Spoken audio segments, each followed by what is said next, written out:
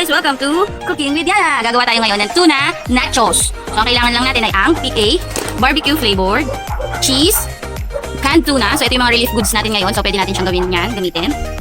Tomatoes, ito natin grated cheese, at cheese sauce. So, watch till the end para malaman nyo kung paano ginawa ang cheese sauce namin. Okay guys, very simple lang to. So, ay good for our meriendas.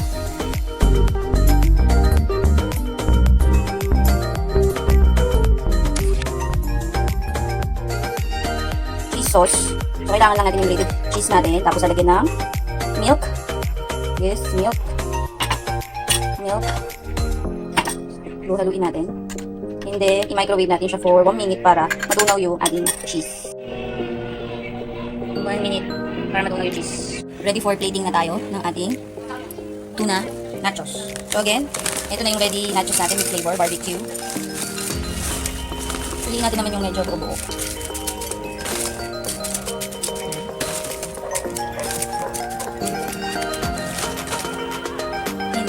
Our canned tuna. So, unflavored yung tuna natin. Tuna in oil lang po.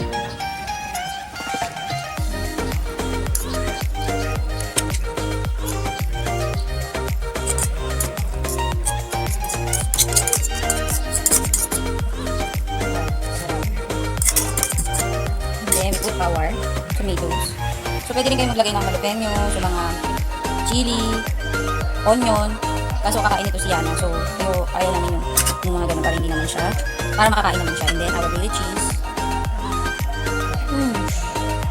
So rich.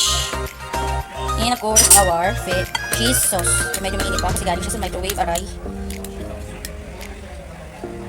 So, kung ayaw nyo gawin to, pwede naman yung ready na. Yung mga cheese whiz. Pwede na yung lagay nyo yan dyan. Yung mga cheese spread. So, yung mga yun pwedeng gamitin dyan. So, this is our tuna barbecue nachos. Ganda, diba? Ang sarap-sarap.